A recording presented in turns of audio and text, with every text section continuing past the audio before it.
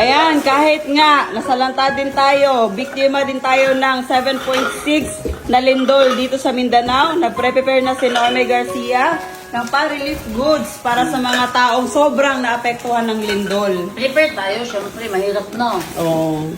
Kasi nagawa nga natin sa Cebu. Bakit hindi natin kayang gawin dito sa Mindanao, di ba? Dito sa mismo lugar natin, sa Davao Oriental, di ba?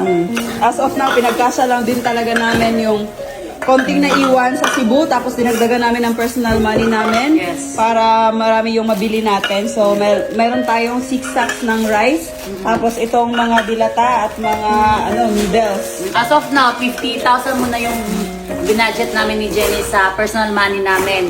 Kasi yung naiwan dun sa Cebu is 5,000 na lang. So, yun muna yung ginastos natin. Baka dadagdagan pa natin or may magdagdag pa. Depende pa. Masa-start na kami mag-pack ngayong araw na to, May. Yes. Konti lang muna as of now. Oo, pang first batch muna natin to. Sana Kasi marami pa tayong matulungan. Oh, kanina lang Lumindol. So, yung date ngayon, tingnan natin. October 10. So, namili talaga kami agad para sa mga taong nangangailangan. Yan, hanggang ngayon, nahihilo pa rin si Norme. Oh, tulog daw muna siya. Diskarga kami ulit. Kasi, hindi kasya. Nilagay na lang sa taas yung mga tubig, oh. Ayun.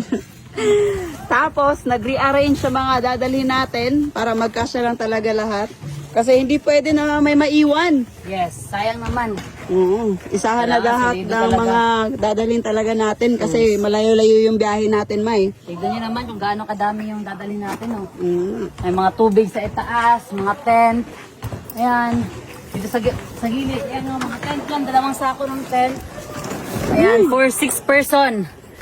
Mga malong, 200. Meron pang nag-donate na taga-Panabo, ayan. Mga solar. Ayan o, di ba? Thank you so much sa mga nag-donate. Love, love always, mga pangga. God bless you all.